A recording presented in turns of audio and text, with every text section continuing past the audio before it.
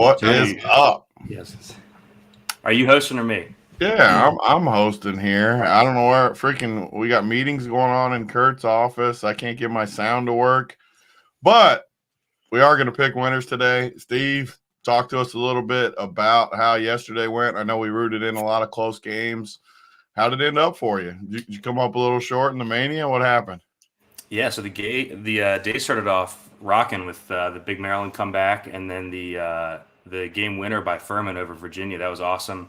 Ended up costing me late in the Mania, but so I got one of two through. As you know, it was a fun day. I feel like we got a lot right, but two key spots that we got wrong was the Pember spot. Obviously, we kind of knew that after the first couple of minutes against UCLA with Jaquez guarding him. And then the Arsenault news with Sasser starting, getting re-injured.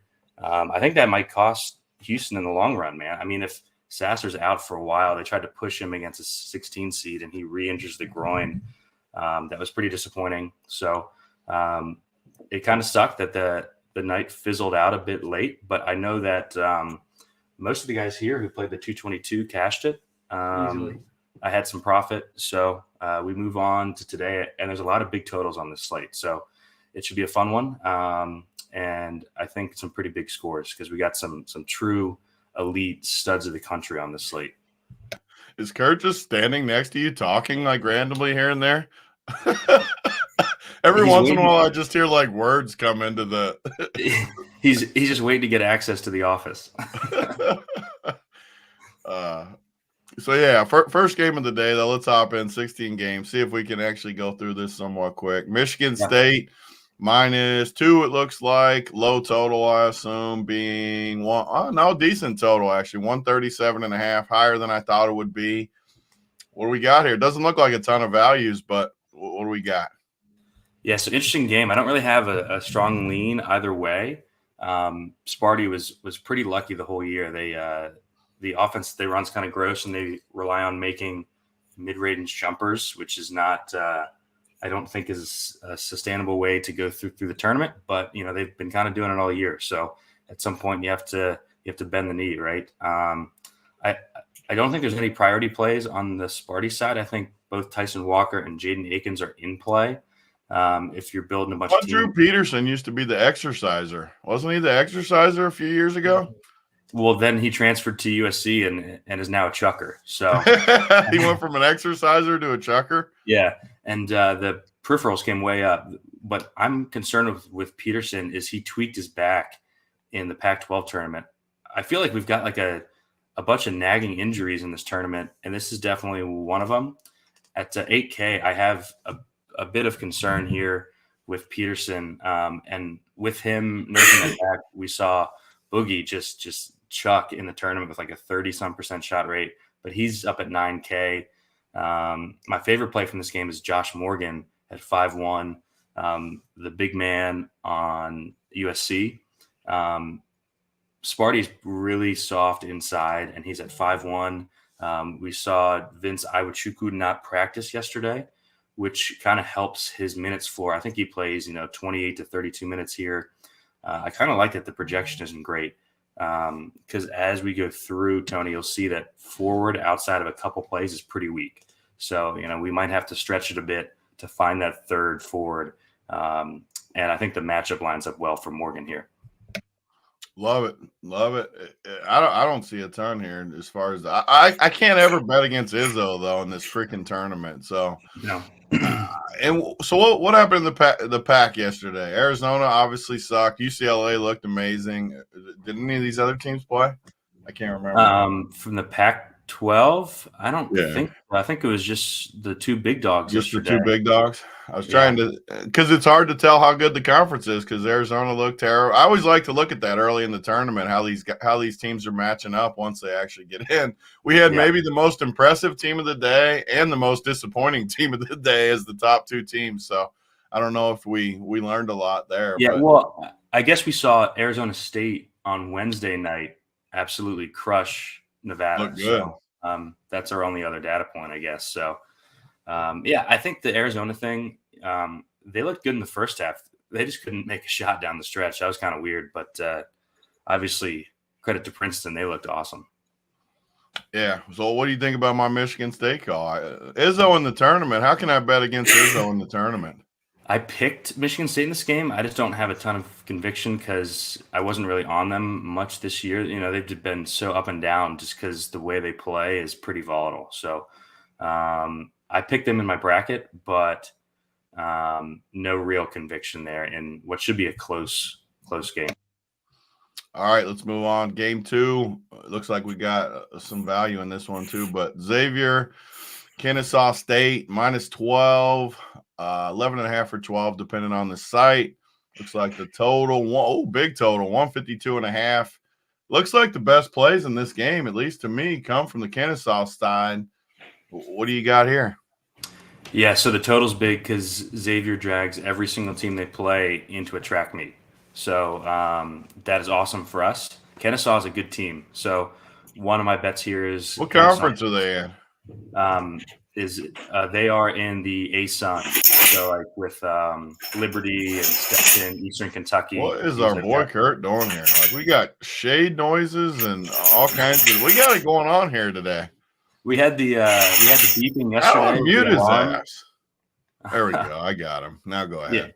Yeah. So I took Kennesaw plus the 12.5, and that kind of coincides with us liking some plays here, you know, because if they can keep it close, Kennesaw runs a tight rotation. So that's kind of what we're looking for with these smaller schools, Tony, we were talking about yesterday. You know, if they run 5-6 guys and they're getting paced up and they can keep it close, you know, we're going to like some plays there. So I think there's 3 good plays on Kennesaw, the 2 best being Youngblood and Burden. I think I prefer Burden as the best play there. This is kind of a different slate than yesterday, where yesterday there were like clear guys at 3K that we could play. I think the mid range is pretty good. So it'll be interesting to see how people build, because there are a lot of good plays in the 5 and 6K range today, whereas yesterday there were okay plays, but like no one that we were really excited to roster. So I like Burden a lot. He's got the highest usage on the team. He's going to play 35 minutes here, getting paced up. Even as a dog, their team total's over 70. So it's not like a deal yesterday where we were saying, oh, you know, can we play this guy from a small school? He's got a 58 total or 61 total. Having a total in the 70s helps. So yeah, I think Youngblood, Burden, and Damon Robinson, I think are the best 3 plays for Kennesaw. And then on the Xavier side, it's the same guys as the whole season. Ever since the Fremantle injury, Colby Jones, Sue Boom, and Jack Ncaa are like the 3-headed stud.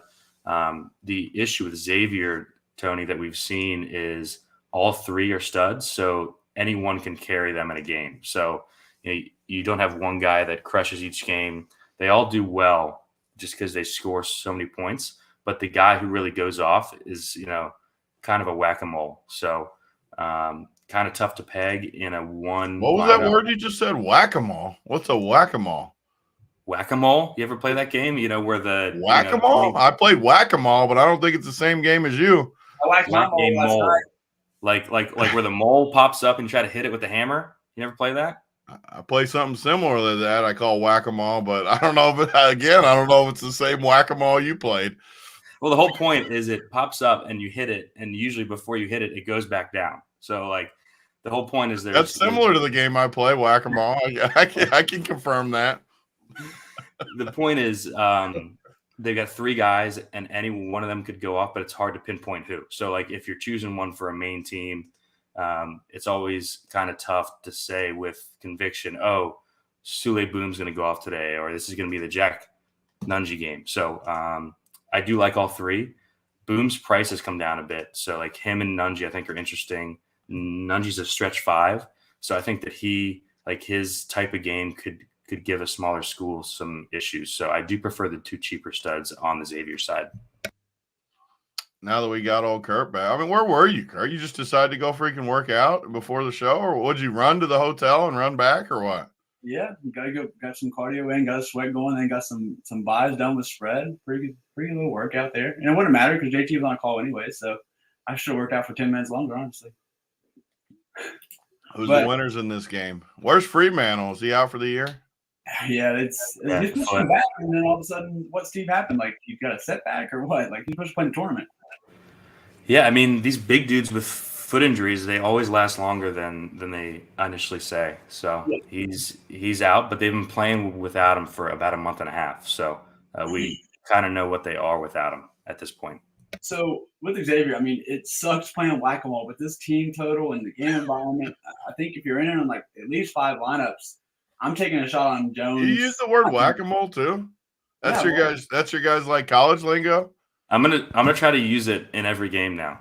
I like it. I'm gonna start using it on all my shows. So Colby Jones is a bucket, but I'm not comfortable using 9-100 because I feel like I need the salary on this slate. But I will take shots on Ncaa and Boom because, like, especially Boom, he has like that 50-point ceiling, and I'll take a shot on that. So Ncaa and Boom, I like Ncaa's matchup here against Robinson. And now on Kent State side, it looks like Burden's projecting the best. So actually, I'm gonna go a little different. Give me Youngblood or Robinson. Don't think those guys are priority plays, but in a little mini stack, since the game environment's good, give me the guys that are projecting worse that have pretty solid rates. Obviously, not as good as Burden, but we've seen the chalk like at these small schools bust. So I'll pivot to Youngblood or Robinson there, and that's about it for me here. All right, let's move it. I like my boy Kunkel too. He looks pretty good. 6,300. I can't put him in the group of people I can play. He's a chucker, so it's super scoring reliant. So if he's not hitting the threes, he's just not going to get there. But we've seen those guys go off, especially with a team total of 80, 83, something like that. So yeah, I don't mind him at all. All right, let's move to the next one. Baylor, Cal Santa Barbara, 142 total, 10.5, 11 spread. Let's have old Curdy. Let's have old Curdy start us out here. What do you got in here? Find me some goods. Upsets a brewing, boys. Upset might be upset. Yeah, I like. All right, I don't need the points. I do both. I mean, if I couldn't bet right now, then I'm probably gonna have someone put in the spread and the money line for me. Especially after what we saw yesterday. What's funny is I actually am high on this Baylor team, but I don't know. I came off him late. I'm just a little worried. Langston Love he's really just guard depth, but it's nice to have guard depth because I don't like Bonner or their bigs have not been playing that great either. So give me the upset here. Andre Kelly, super risky GPP play. I do like the price on the Baylor guys. The game environment's not great. You don't have to go here, but Keontae George, stud freshman, man, 6,800. 20% shot rate, 20% assist rate. I'll definitely take a shot on 6,800 George. That's the extent of it right here. See what you got. Yeah, so I think it's an interesting game. Definitely fading Baylor in the tournament overall just because their defense is horrible. And this team doesn't have the rim protection that the teams of the last couple of years have. They are just awful inside. So we'll probably see that hinder them later in the tournament. I do think that they beat Santa Barbara here. The thing that stands out is the price on Key George. Was hurt down the stretch, came back. Encouraging to see his minutes kind of pop up there at the end. He didn't have good box scores, but seeing him go 26 minutes to 31, I think he plays, like 32, 34 here. And this guy was 8K all season. So I do like George here.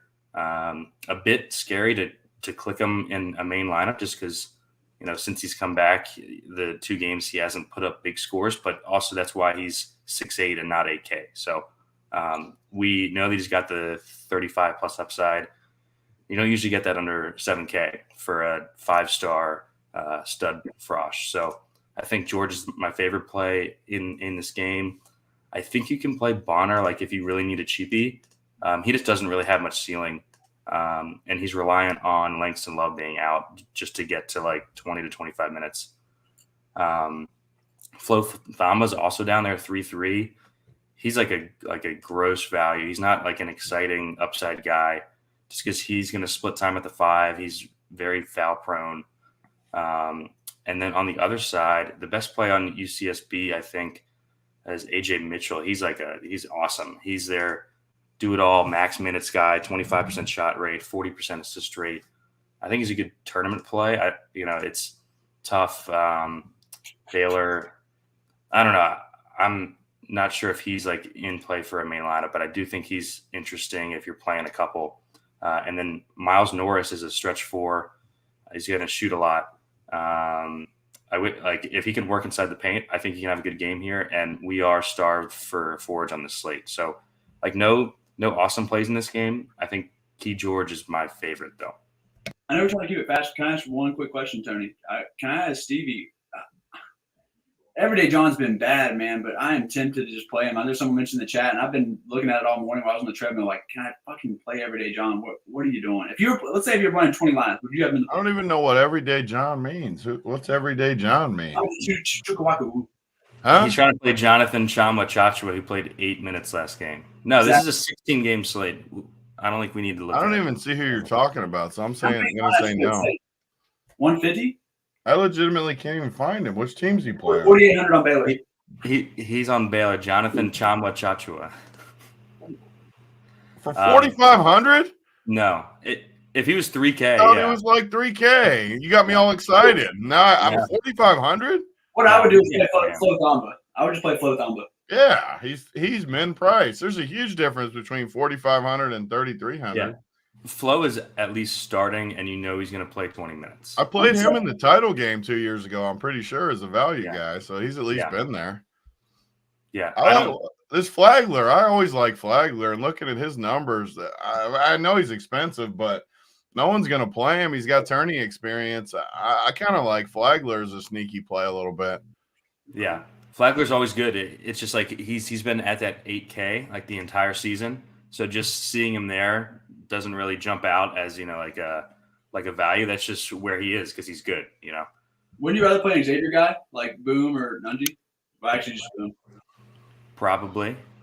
All right. Well, I like it. It'll be like 2% owned. That's a Tony call. I like that. Yeah. I like the tourney experience too with guards. Yeah. Like I feel like they always step it up when they've been there. This Mitchell looks like one of the best plays of the slate to me too for UCSB. Looks like a stud. Yeah, he's. Let's move it along. We got too many games. St. Mary's. What'd you say? Something else? Go on. No, just go on. Oh. St. Mary's VCU. St. Mary's -4. What's the total here? Oh, 122.5. I better bet an under here. I like the unders. Move it on. Move it along. I don't have anybody. No. Okay, moving along then. I can do that. I do want to bet the under in this game though. Whenever a total is this low, I want to bet the under. So yeah, because they're just daring people to take the over, just because it looks daring so well. for it. So yeah, I'm in on that. Let's move to the next one just to keep it going.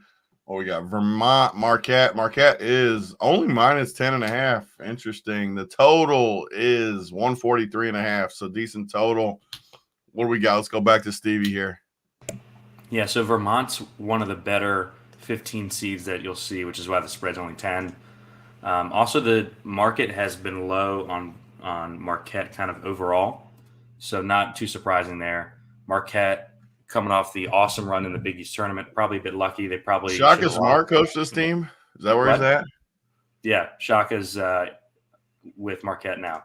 But yeah, I like them more when they're a dog. I mean, that's just kind of Shaka's mentality.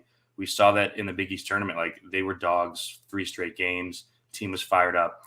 I worry about them a bit as a favorite. Like, if they can get past Vermont and then past Sparty or USC where they're going to be favored, I kind of like them as a dog after that. But for this game, my issue with the Marquette guys is they're priced to the moon because they all crushed in the Big East tournament. And now they're playing Vermont, who's going to walk the ball up every single time, pace outside the top 300. So the Marquette guys, none of them are priority plays for me. The only guy in my pool really is Cam Jones at 7.5, just because he's like he can really fill it up. And like Kolek, man, we played him all last weekend at like 8.8, 9K in pace up games, and now he's 10K in a pace down game where like the two best players in the country are only 1,000 more, and you're getting 50 from those guys. So it's Cam Jones for me only on the Marquette side. On the Vermont side, we've got an interesting guard there, and Robin Duncan. He's more of a peripheral guy, doesn't shoot or score that much. But he can get there on peripherals, and at 5K, sometimes that's fine. I mean, 27% rebound rate, 26% assist rate. So the floor is there, but you just worry about the 10% shot rate on the entire season, and he's not playing 30 minutes. So, but he does get the huge pace up in Marquette, who's going to press him the whole game. So those are my only 2 looks here. Don't really like this game too much for DFS. Well, we got Kurt. I bet. Marquette, first of all, Oso's a hero. Whenever he's low sevens, he crushes for us and easily hits value. And then we get back up, okay, we just ignore him, and he just doesn't do anything. So can ignore that. Look, it's been great, but I can't play 10K when I have slates with E-Day, TJD, Oscar, just can't do it. And then on the other side, Duncan, I hate that he doesn't shoot. This is the game environment where if he does get paced up, like the guy who's stuffing the stat sheet, you want guys like that for mid-tier. You don't think he can kill you because he's doing so much. And we saw yesterday the double funk lineup. I'm pulling a little Tambo here. We saw the double funk lineup hit, right, with Taylor and Andrew. Maybe double pin lineup with Dylan and Roman today. Think about it. That's what I'm on here. That's it. Double pin. Yeah, the double funk lineup shipped the $18 actually. Imagine not playing the double funk lineup and just putting my favorite emoji everywhere. Are we going to see our second 2 seed go down is my real question for this game. Marquette's definitely the weakest too. I think UConn and Marquette should have been swapped in the bracket, honestly. I told everyone I think the weakest too is Arizona. No, just kidding. Looks pretty good now. Didn't think that. I'm just kidding. All right, let's move it along. Iowa State, Pittsburgh. Iowa State is 4.5. The total is 131. Talked about it the other night. I always like these teams that won the play-in game that can actually win. So I'm going to like Pitt. What do we got? Let's start with Kurt. Yeah, so the best value on the slate will be the highest zone. Guillermo Diaz-Graham, awesome in limited minutes all year. Fetty goes down. Steve, I don't know if we have an updated status. We're leaning towards Fetty being out. So 4,500, I just fire him up. He does have a high foul rate, so be careful. I'm going to have him. It's really hard to not play him in single entry and stuff like that. But if MME, I don't lock him in now because Iowa State is a great defense. He's 4,500, and his foul rate is kind of crazy. So be careful as far as locking him in MME. And I'm just terrified of ISU's defense. Steve's been better at picking the guards for Iowa State this year, so I'll let him get a lean on Holmes, Lipsy, or something like that. I'm not playing Gabe. It's too shot dependent. Greg Elliott goes off sometimes, so I might have him a sprinkle, but just Graham is my priority here. And then hopefully Stevie has conviction on Holmes or Lipsky, or if we Lipsky, or maybe we don't even need it. What we got? Yeah, I've been fading Iowa State for a while. They just beat Baylor back-to-back, but I think that might just be a bad matchup for Baylor. We like to Pitt in the play-in game. Super happy that they got through and not Mississippi State. If Miss State had gone through, this game total would have been 111. So Pitt obviously has experience. They've got 2 senior guys leading the team in Jamarius Burton and Blake Hinson. The tough thing about spending up against Iowa State is that they play slow and they're tenacious defensively. So, and we're playing Graham for sure. So it's do we really want to take 2 guys against Iowa State on a 16-gamer? I probably don't, but I think Burton is super interesting here. Coming off the foul game in the play-in game, I wouldn't worry about that at all. He's going to play 35-plus minutes here. And his price has come down a bit. He's been around the 8K range for a couple weeks now. So seeing him at 7.3 kind of jumps out at you a bit. And then on the Iowa State side, same thing as the whole season. These guys are priced probably where they should be. I'm not going to say whack-a-mole, but I like Lipsy the best here.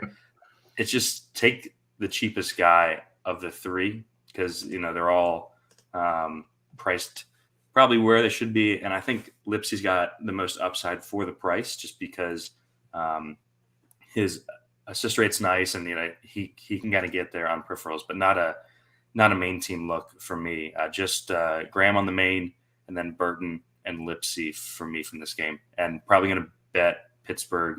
Hopefully we get a +5. I haven't looked since last night. Looks like 4.5 right now. Maybe it goes up. We can get plus 180 though at FanDuel. It looks like that's nice. Yeah. I will say one thing about this Graham. Obviously, I haven't watched them much this year, but man, if he's going to be super popular, so why did he just start getting a boost lately? Their center got hurt 2 games ago, I think. So this is a Frosh. He's basically, he looks exactly like Chet Holmgren. He's like super skinny. He's like 7'1". He's gonna shoot threes. Does he have a ponytail? No, he doesn't. Do I need to pull his picture up? Yeah. Pull his picture up while I'm talking. But yeah, no. His game is good. I think he's pretty much a lock in single entry, head to head stuff like that. But yeah, I mean, can just see it coming a mile away. I'm just gonna throw it out. Like I can see the bus coming like a mile away. Like everyone's gonna play him. He's gonna be like 75% owned. I can just see the like 9 ball coming in on us. I can just feel it. I'm worried about the fouls. Yeah. I worry about the fouls more than the ineffectiveness because he said good. Iowa State's tenacious. Like it's literally got it written all over it here. He's got 6.2 fouls per 40 too. So obviously he's the best projection play without a doubt. Like everyone's going to play him because of that. So it makes him a good fade just because of that. I think like in the 222, I'll probably fade him on one of my 3 teams, something like that. Yeah. Then you're just playing the field though. Like you're literally just playing alongside. Well, because he's an awesome play. Like he's an awesome play until he busts, and 70% have a 9-piece in there. The way that he doesn't get out there, I'm not going to throw much advice because you guys have followed it. My only advice is I think he's a bad tournament play today. I'll say that. Well, I think what also complicates it is there aren't that many good forward plays overall. Which makes him an even worse play, is what I'm explaining. Everyone's going to play him because of this, but it's irrelevant. He's the best play as far as projections. Play him if you want to. He's going to be 70% owned.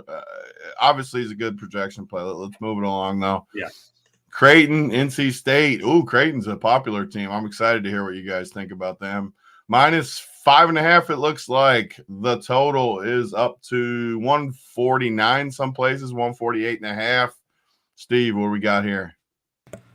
Yeah, I like Creighton a ton in this tournament. I've got them in the Elite Eight and then losing to Bama, I believe. Just an awesome team, underseeded. Their starting 5, I think, is top 8 in the country. They just have 0 bench. So if someone gets in foul trouble, that's when they get in trouble as a team. I think they play well here against NC State. I don't think NC State is disciplined enough to play a full game against Creighton. On the NC State side for DFS, though, Greg Gant looks like he's going to miss here. I think he's on crutches. Yeah. And in his place, Jack Clark, who's also been hurt a lot this year, stepped right into that 30 minutes, which is where you want to see Jack Clark at. He's like a jack of all trades, jams the stat sheet guy. Normally, like if he had been starting with this role, he would be 6'7", 6'8", and we get him here at 5'8". So he's another guy kind of in the mid-range that I think is in a really good spot. The 2 studs, Joyner and Turk Smith, you can play them on any slate, but again, like if I'm spending up here, it's going to be for a TJD or an Edie. So kind of tough to get to those guys. Creighton's really good defensively. So even though it's a good pace game, I worry a bit about the NC State studs. And then on the Creighton side, Creighton is a lot like Xavier, like, really good team, 5 good starters, any of them can go off. We see kind of some tiers here that we got Baylor and Kalkbrenner up in the high 8s, and then Nem and Trey Alexander around 7. Nemhard's clearly my favorite play here on Creighton. He's going to play nearly the entire game here, like 36 plus, and he's super consistent. The rates across the board are good, and we've seen him have some big-time ceiling games when Creighton gets paced up by a team that's not very good defensively. And that's exactly what NC State is. They're going to play fast. They're going to gamble on steals. I think Creighton puts up 80 plus in this game. My bet earlier this week, instead of the minus 5.5, was the Creighton team total over 75. I like that. Points. Kurt, what we got? Yeah, I love Jack Clark's game. He just kind of does everything with stuff like, especially if Gant's out. Like, oof, you got stuff in stat sheet. He can shoot. He's been made of glass this season, and like will randomly not play on the stretch for like health reasons or something. But 5,800, man, like in this game environment, it's so hard to not play him. Like so hard. And then you ever seen that meme of like DeMarcus Cousins just being a brick wall and Anthony Davis trying to back him down? I can see that being DJ Burns versus Kalkbrenner today. DJ's like 500 pounds. He just sits there as Kalkbrenner tries to back him down. I think the best chance would be Kalk just to kind of stretch him out a little bit, kind of do what the Clemson guys did in one of the games, not both. But it's hard to pay up for the NC State guys. But man, for low ownership, they're doing everything. It's just like it's Joyner, Smith, and it'll be Clark, and then like no one else really does shit. But unless Burns gets hot, which I don't think he will here. I've been saying it all year. I hate Burns. And then we got a cheap guy in play, Gavin's boy, Ebenezer Dawuda. We'll come off the bench. He's Ncaa Price filling in for Nant, like 15 to 20 minutes. Apparently, they've been like actually, it feels like all year when he's been healthy. They liked him over Ross, which sucks because I love Ross. But Kalkbrenner is going to fucking own Duona in this game. I love it. And then, I mean, man, 3K. I'm probably going to have him, honestly, because I will. And then me, I'm going to come off of Guillermo, so I will have some 3K. And if you're doing 150, I'm also going to have Ross, but that's more of a thing because I like the guy's talent. But a good game here. I really might set a rule of trade Alexander or Nembhard every line. Every what? Every line, like every line. I think that's a bit much. Not every lineup. They're playing. Oh my god, they're gonna play every single. Can't do. I mean, unless these plays are clear, like it's tough to do that in all 150. I'm sorry, my single entry and stuff. I want like every single hand build I do. Oh yeah, that's a big difference. Yeah. I'm sorry. Like in your one, because in college, if you do something like that in your 150, and they have like a real stanker of a game, you're just DOA. Yeah. The single entry and hand builds, I'll have that rule, but not in 150. All right, let's keep it moving. We still got a shit ton of games left. We got UConn, everyone's favorite. Everyone strokes to UConn, and I don't really get it, so I can't wait to hear what you guys say. -9 versus 9.5, even some places versus Iona. Total 141.5. Patino's at Iona, right? Yeah, he is. He's going to be at Iona for one more game. It's the game this afternoon. Did he take a job somewhere? He's going to take the St. John's job, I think. Back to the Big East. So, yeah, I think UConn just crushes Iona here. Everyone strokes to Pitino in the tournament, but realistically, I think it's 18-15 ATS. So, I mean, I think this is a double-digit win from UConn here. Awesome team. They had that like 2-week lull in the middle of the season, but since then they've just been unstoppable. They should have beaten Marquette in the Big East tournament. They could not hit a shot like in the last 12 minutes. I have UConn winning the whole thing, so UConn winning the title. Yep. Oh my god. So I'm obviously you have UCLA. You can't talk. Oh, UCLA. At least UCLA looked good last night. I'll give you that. Oh god. Against Ponytail. So yeah, UConn's got a couple of great plays here, especially for tournaments. Sonogo should be pretty much unstoppable. You know, NJJ is going to guard him.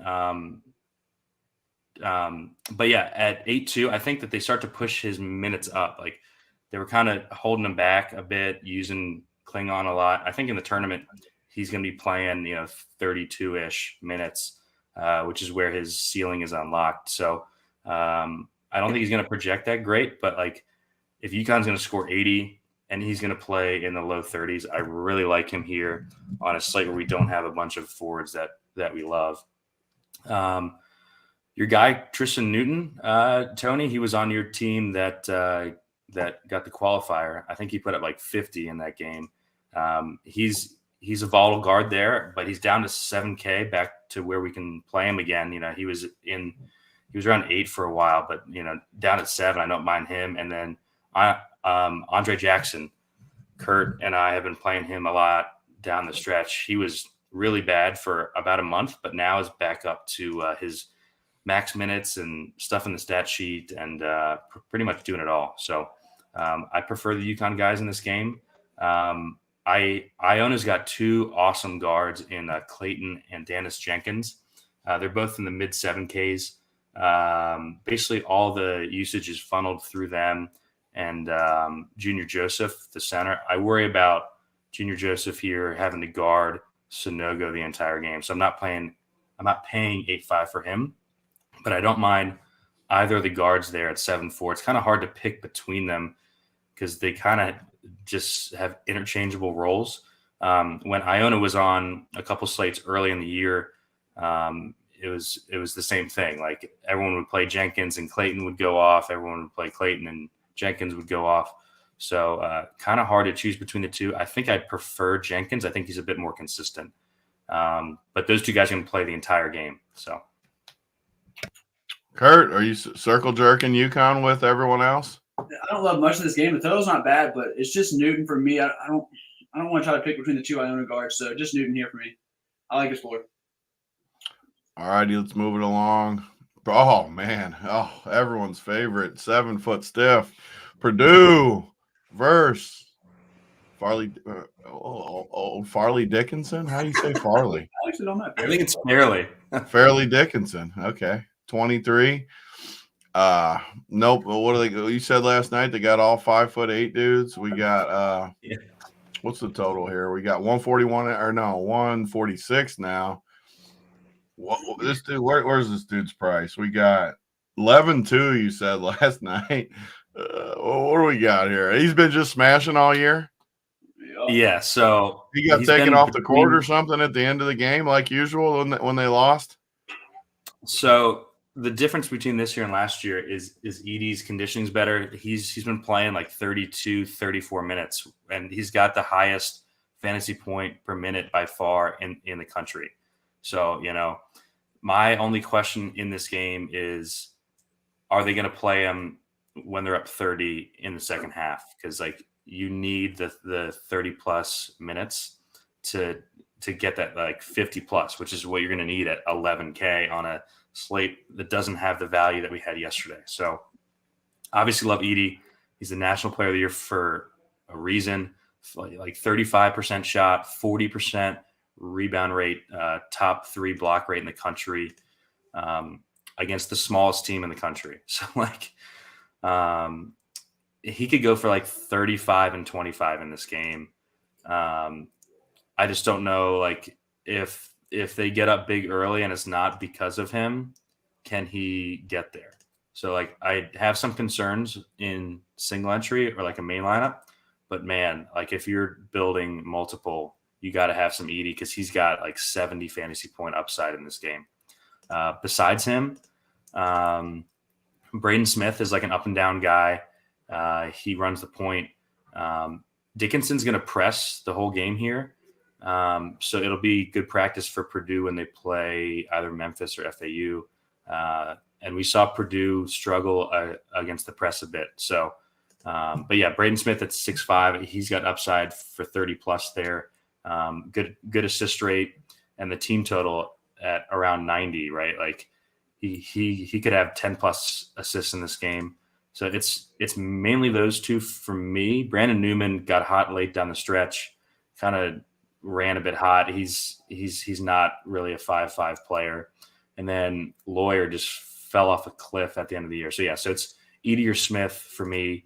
I have my concerns with Edey, but man, if this game stays within 20, he's going to absolutely murder the slate. What we got, Kurt? Yeah, same thing. Smith, I haven't typed him in my pool yet, but he really does have the double-double upside with assists. And if he's one of his nights where he's aggressive shooting, then he could easily pay that off. Edey smash. And then for the blowout narrative, David Jenkins, 3,700. Value's not great, and the guy's played great down the stretch. He would get the blowout run. So 3,700, David Jenkins Jr., who's been shooting well, maybe he gets – he's going to play 10 to 12 even if it's a close game, and then maybe we get 20 with the blowout and he gets just 20 fantasy points or something. That's about it.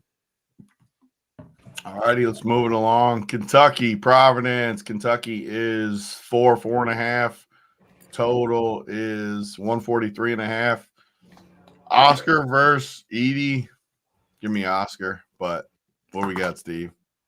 Yeah, so this is, I think, the best game of the day. Kentucky coming off the early loss last year against St. Peter's. Lots of questions about Cal and his job if he loses this game. Providence, their best player is Bryce Hopkins, who transferred from Kentucky after Cal wouldn't give him any playing time. And now he's an all Big East player at Providence, plays the whole game, crushes. So big revenge spot there. He's been talking about it for a week. So I like him at 8K. This game's got a sneaky high total on KenPom. He's got it UK 75-73. So I think you can take some pieces here. My issue with Kentucky pieces outside of Oscar is that everyone's going to be back. So we've been playing like the Antonio Reeves, guys like that, because Kaysen Wallace has been out, Xavier Wheeler's been out, CJ Frederick's been out. All those guys are back now. So the guys that we were playing are priced up because those guys were out. Now the guys are back. So that kind of muddles the waters a bit, and there's some uncertainty with how he's going to do the minutes there. So I'm pretty much off Kentucky outside of Oscar here. And then, on the Providence side, it's Hopkins or pass for me in the game. I'm a Providence guy. I was hoping to get more than 4 here. So, like, if you're betting this, I would want to get a higher number, but I do lean Providence like +6 or 8 or something like that. What you got, Kurt? So pretty much the same. I like Bryce Hopkins' price and the revenge narrative, everything. Another thing is, I hate that everyone's back, but like guards versus Providence on the stretch has been awesome. DVP. Reeves is too expensive, but I love Kaysen Wallace's game. He's max price with everyone healthy. It's not going to project well. It's not going to be popular, but it's a Kurt play. I like the guy's game. I think they play best when he's on the ball a lot. So give me Kaysen Wallace. Another thing I will point out, I'm going to have Oscar as Oscar. He's awesome.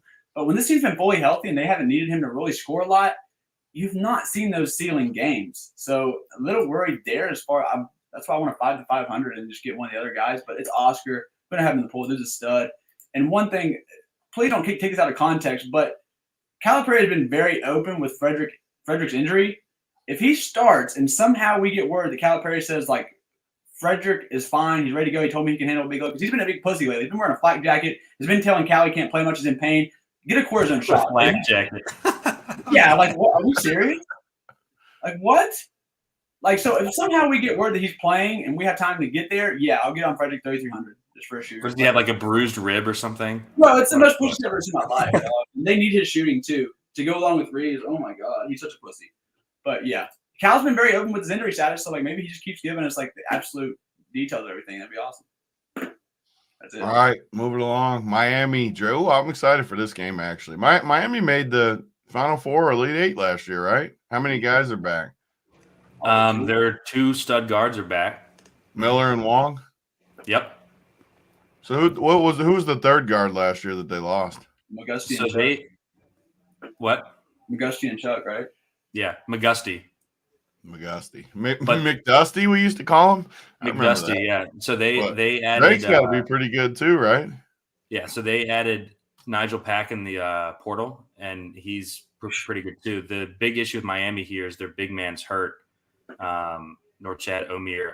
I think he's going to give it a go in this game. He's in. I seen that update. Oh baby. Yeah. So I bet Miami -2 once I saw him practicing right before I got on the plane in DC. Everyone in the world is on Drake in this game. I think Miami's just way more athletic. I think this is the spot where I'm fading the super, super popular 12 seed that every national media guy picks because they want to look smart. And like Drake has been there and they're an old team, but if Omir plays, Miami's just got way more talent at every single spot on the floor. DFS wise, I think the Drake guys are interesting just because they're priced down a bit, and Miami's going to play with pace, so they're going to draw Drake into the game that they want to play. Roman Penn, definitely my favorite play from this game. Awesome point guard. Last 3 games, Tony, 53% assist rate. So in a game where I think Drake's going to score more than they usually do, I'll take the point guard who can give us like 15 and 8 or something here at under 7K. Their star is Tucker DeVries. He's the coach's kid. He's a sophomore. He does fill that forward spot. He's got the guard forward dual eligibility. So I think he's also interesting at 7-7. On the Miami side, it's the same thing as kind of Creighton and Xavier. They got a bunch of good players who are all priced about where they should be. So tough to choose one for a main team, but like if you're running a bunch of lineups, I think Miami's going to score 75-80 here. So I think you just kind of mix them around.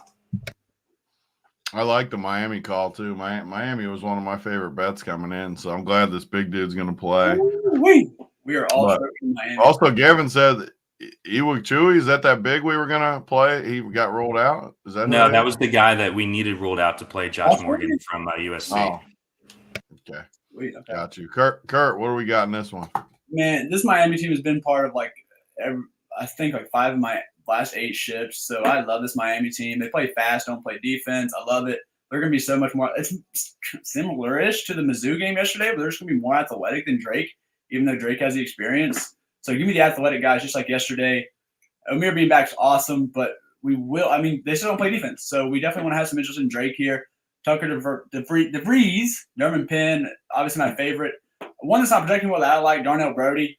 Doesn't have the highest usage, but he hits the boards, gets some blocks. I don't think you can play Brody if Omier starts. I'm still going to play Brody. I agree. Like, it's not projecting. And like I told you last night, I get pooed on by Omier. Yeah, I loved it a lot more if Omier was out. But I'm still going to stick with him here. He's obviously not seen anyone like Omier or even relatively close at all. So Steve is probably trying to warn me here, but I can't stop myself. So I don't know if it's going to be a main team play. It might be a secondary team play for me now, but I will have him. And then Jordan Miller, one of the most underrated college basketball players in the country, easily. Love him. And Omier won't be high owned, I don't think, at all. I'll take a shot on Omier actually here. I feel like you'll get 1%. No one wants to play him. The dude's ankle's bum ankle. So give me the thing. 8,800 dude that wasn't even going to play?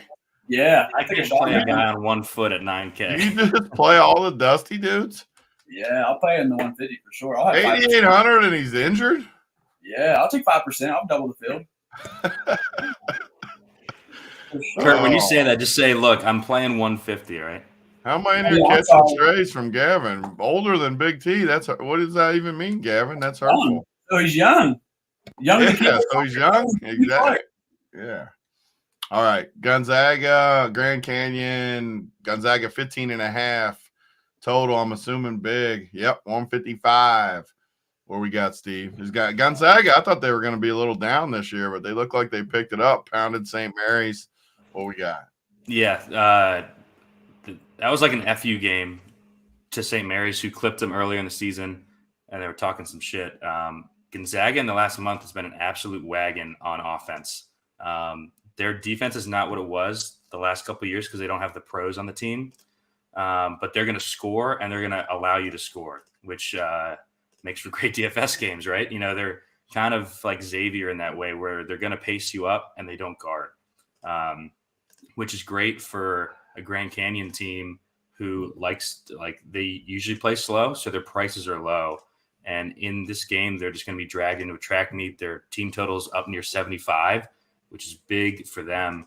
I think you can take some chances on these Grand Canyon guys. I like so their stud is Ray Harrison, their point guard. A huge shot and assist rates, projects well here. So I like him under 7. Like, there's just so many good plays in the 5 and 6K range today that we didn't have yesterday. I don't usually build that way. So it's, kind of throwing me through a loop, because I usually try to jam the stars and studs, but these guys are just in such good spots and they're underpriced. Second favorite play is Chance McMillian from Grand Canyon. It's a good price tag. He's going to play the whole game. Seems super safe to get you like 20 plus here. The Gonzaga guys, if this game stays close, will crush. So like Timmy Strother, Anton Watson, Gonzaga is one of the teams like Houston where if they're in blowouts, they will sit their guys. So that's the risk that you have playing a 10K Timmy is if they like boat race him in the first half, Timmy's going to play like 5 minutes in the second half. So that's the risk that you run playing the Gonzaga guys. But I mean, this spread's only 15, so it's not like a 25 that we saw yesterday with Bama. So, yeah, I mean, I like a lot of plays in this game. I think my favorite on the Gonzaga guys is Nolan Hickman at 5'4", their point guard. Played really well down the stretch. I think he's going to get 30, 32 here. And I think at that 5'4" price, he can definitely get you there. Like it, Kurt. Yeah, on the same guys as Stevie with Ray Harrison and Chase McClellan. But I'm going to throw in another one here. I'm just worried about fouls. Gabe McLaughlin. So, like I said, we're about fouls. I think if he avoids those, plays 30 minutes, high-paced game, the worst projected as far as these guys go because everyone's just going to jam in Harrison and McMillan. I think if we luck box no fouls, I like what he can do for us. Kind of similar to how Funk did yesterday, how all his teammates were projecting a lot higher. Funk came in, crushed 7%. And then, obviously, I like Gonzaga. I love Anton Watson. He's been so good to us. The floor is just so great, and it fits that mid-tier build. Hickman, too. I'll throw in Bolton, 5,200. I like Hickman more as a single if you need a single entry play. But for 150, I'll throw in Bolton. Not much interest in Timmy, actually, though. Surprisingly, that could be a little sneaky play, but I'm not on it. He's just priced so close to the guys who I know are giving me like 50, you know? Yeah. And then he'll set in a blowout, too. I like Timmy. You never liked Timmy, and now you're on Timmy? What the hell? He's going to get so many – the total's massive. He's going to get so – this game's going to stay close, too. You guys are the one – the funny thing is you guys sold me on Timmy by the way you were talking, and then you weren't on him. That's the funny part. He's going to get so many easy buckets. He's going to have – outscore Oscar. I bet he outscores Oscar. Yeah, I'm not playing Edie. I refuse. So I'll be playing these other guys. Let's move it along. We still got some other games. Memphis, Florida Atlantic. Memphis 1.5, and the total 152. So another big total here. What we got, Steve? Yeah, if Providence, Kentucky is the best game of the day, I think this is. Both teams really, really underseeded here. Probably should have been 6 seeds. So of course they play each other. This game's gonna be awesome. I think the winner of this beats Purdue on Sunday. Ken Palm's got it 77-76, so like close game. The issue with the FAU guys is they play this really, really deep rotation. And on the 16-game slate, do we really want to play guys, in such a deep rotation? I think the two that you can play, John L. Davis at 7-2. I think he's the safest for 30-plus minutes, and he projects well. Elijah Martin, I think, is also in play here. And then Golden at 6K for like large field. That's more of a Kurt play, I think. But yeah, the FAU guys scare me a bit just because of the deep rotation. On the Memphis side, I think this is the best Memphis team that we've seen Penny have, despite the teams that have had the NBA players. He's got 2 senior studs who have been there before. Kendrick Davis, the transfer from SMU, super stud point guard, been there. DeAndre Williams, he's like 27 years old, has been absolutely smashing the entire season. Two good spends here, man. I like them both. The team total's high. They've been crushing all season.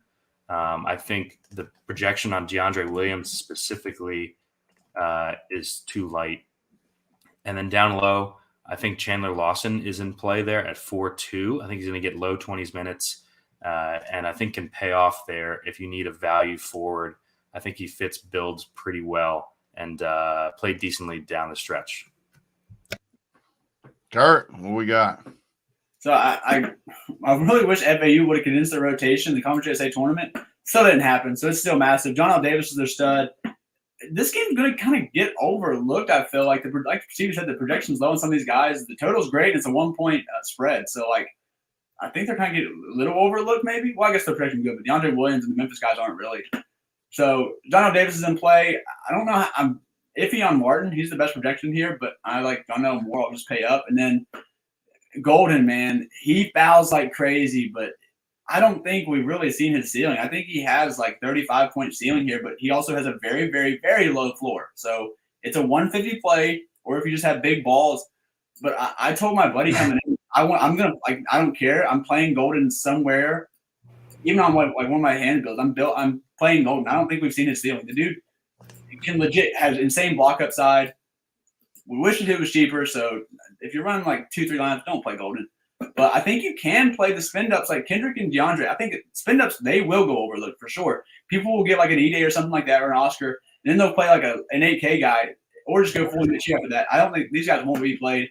I'll definitely play them and be overexposed. And then the FAU guys I mentioned. Chandler Lawson also has been absolutely hitting value for us, like 4X every time. Yeah. So we can clearly go there. Forward spot is lean. Give me the 4,200 Lawson.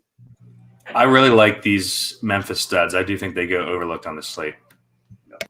Yeah, I mean, they seem, just looking at the numbers, like they got to be really low owned. I mean, especially with all the stud spend ups. I mean, we've already talked about 4 guys in that range. I mean, no one's going to play these guys. So, and they've been they've been so consistently good, and they're going to play the whole game, and they got an 80 team total. Yeah, and it should stay close, like you said. And so all those other games at least have some risk. I mean, literally almost all of them. So. I think you guys are onto something here. I do think this game goes to the wire, too. It could be one of the buzzer beater type games. So, I mean, and guarantee close to 40 minutes from these guys, they have to be pretty good plays. Also, Tony, something that we didn't see yesterday, we didn't have any overtime games. So you do get the chance for overtime and a 1-point spread against like an Edie and a 25-point spread. There's just no way that you're getting those extra 5.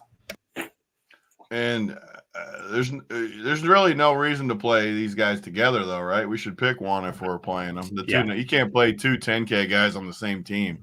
I don't think so. Unless you get that overtime, and then maybe you get double OT. Yeah. All right, let's move on. We got a few more games. Kansas State, Montana State, K-State -7.5. Total is 140, even higher than I thought this one would be a little bit lower before I clicked on it. What we got, Stevie? Yeah, so a lot of people are on Montana State here. I don't really see it. I like this K-State team. I think they move on pretty easily here. I don't love the studs on the Kansas State side just because Montana State is slower, and I just like the other studs. But Marquise Noel, man, what a season he had. Is this dude that I had on the playback that pissed me off? This is the little guy. Oh, God. He's 9,800. Double machine with assists, which is where he gets his upside, like when he has like the 25 and 12 games. But I don't think this is the spot for him. Maybe we can use him on Sunday. But I think I'm going to pass on the K-State guys here. I do like Braquan Battle. If you like guys who absolutely chuck for 5K, this guy's got a 33% shot rate at 5,400.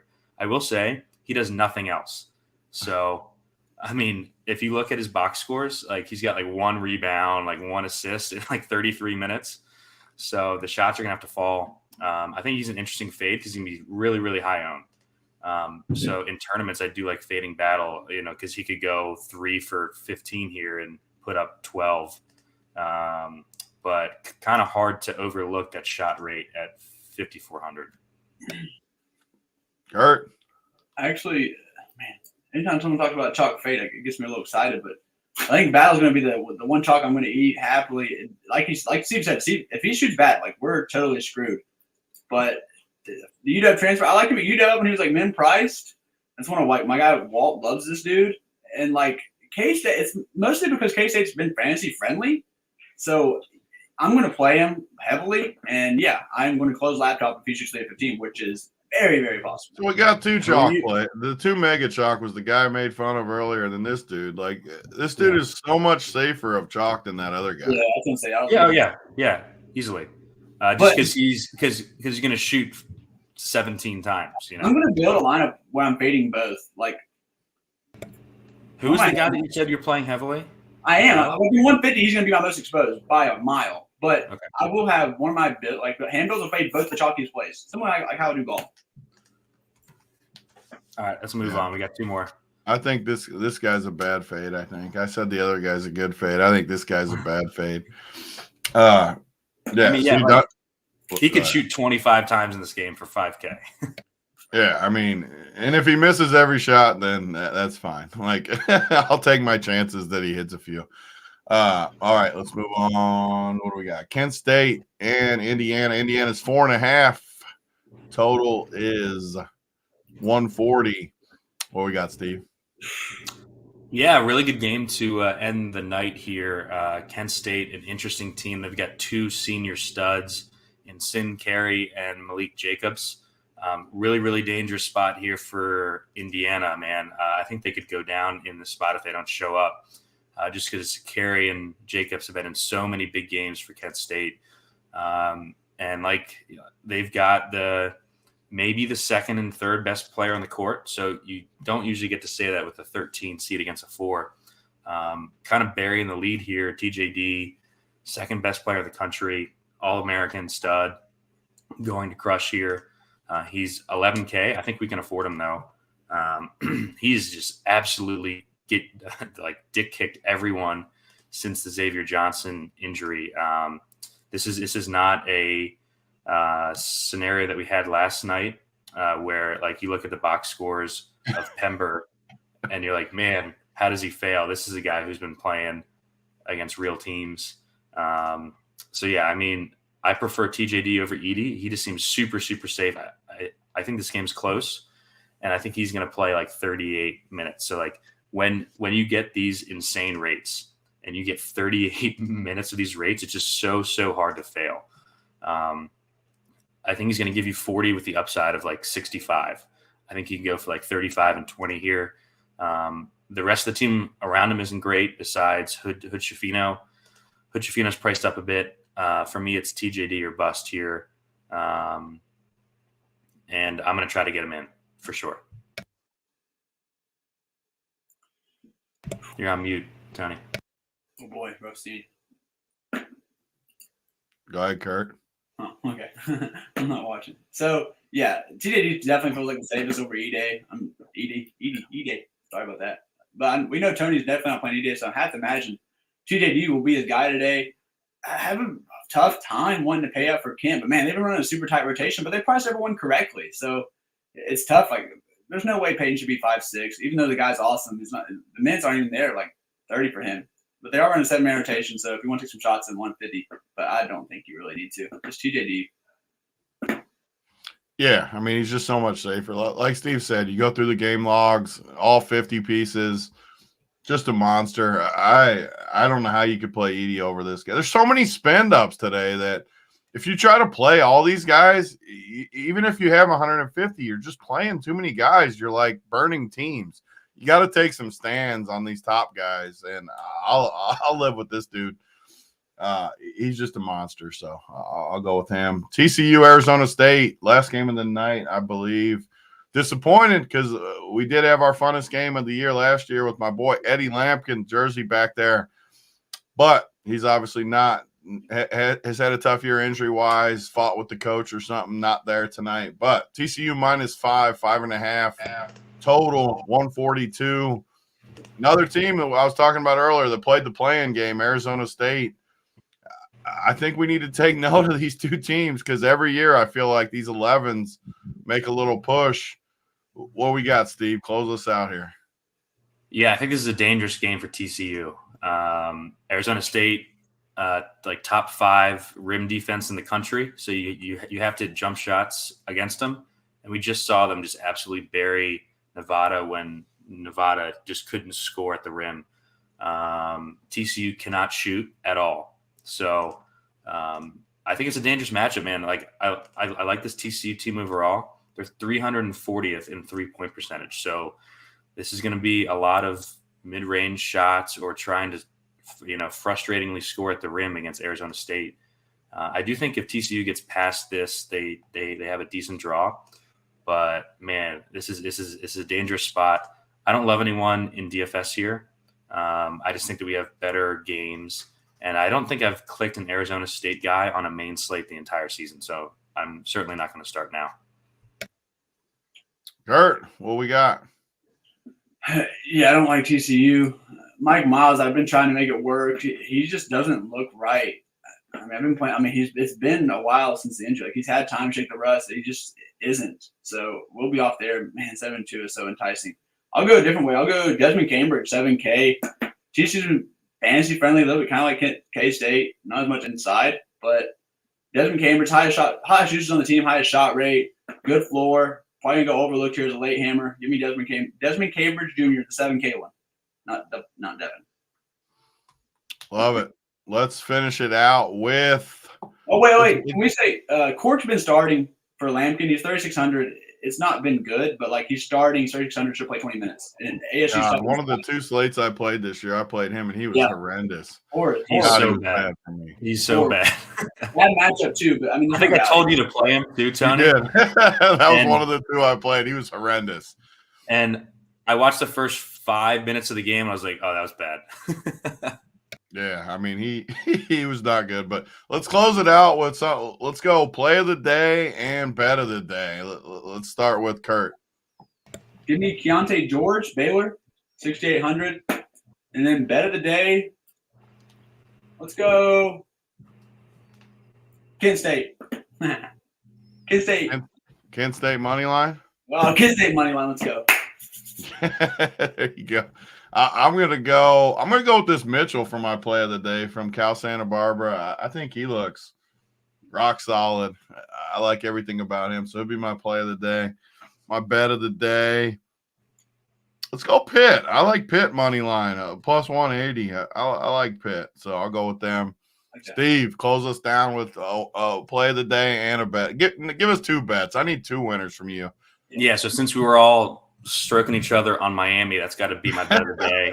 It's like our house against the entire world who's on Drake. So, everyone loves Drake. I kind of like him too. I just hate the matchup. This is kind of like what Kurt said with Utah State. Like, they'll hang, but we just saw Mizzou just out athlete them late. And I think you got to be careful too of these teams that have proven tournament guards that were just there last year. Like they don't get upset as much as other teams. Not that it's a huge upset too, but still. Yeah, and then my other bet, I kind of like the under in the Indiana game, under 141, maybe a tad too high there. I know that's not a fun one to put in, but I do like that a bit. My play of the day, I'll go off the board a bit. In my second lineup, I think I'm going to be playing DeAndre Williams. I kind of rode him down the stretch. He's just such a matchup nightmare, man. For the donkeys like me, who's he play for? Memphis. He's the guy who's one of the 9K guys? Yep. So so no one's going to play him. I think he's going to be interesting, and he fills that forward spot because there's just so many good guards here that we're going to be kind of stretching to get our 3 forwards. So I think it's a 5-guard slate. I think getting different at all with the stud forward is an interesting way to go today. And we need I see Gavin in the chat. Gavin, we need your play of the day too before we sign out here. He said it. Andre, who is it? He's going he doesn't like your play of the day. He's going to his teammate. No, he doesn't like my play. He's making fun of it. Where? No. He might like it, but he's going his teammate, Andre Kelly, instead. Really? That's definitely not his play of the day. He was just given like a greasy one. Was he fucking around? That was your play of the day, Gavin? You got to get confirmation here. You leveraging off my guy? I think Gav's going to play one of the Xavier studs for sure. I mean, am I high? I think he's going to play Boom or Ncaa here. Post that. We're not playing Andre Kelly, Gavin. Come on. He fucking sucks. What does he say? Driving a truck in Lithuania next year? Yeah. That was who was that? Was that Tube? Tube's right back to Lithuania. Tube's on the bird right now over there. But you guys got your boy coming today too. What's the dude's company name? The guy that's bringing us all this meat. I don't know. He said that he'll be here in about half an hour. It's Colton's dad in Discord. Super nice guy. So he should be over here right around lock. So yeah, he's providing some dinner for us tonight. Awesome guy. That'll be great. Have some steak tonight after a a couple straight pizza meals. We might go back to pizza again tomorrow. So we got Yeah. to filter something good in today. But cool. Let's pick some winners today. Yesterday went pretty good. Today, I think we're going to do even better as we keep dialing it in through the rest of it. We'll do a show every single slate through the end, through that Monday night. I'm sure we'll even do a showdown show. So good stuff again.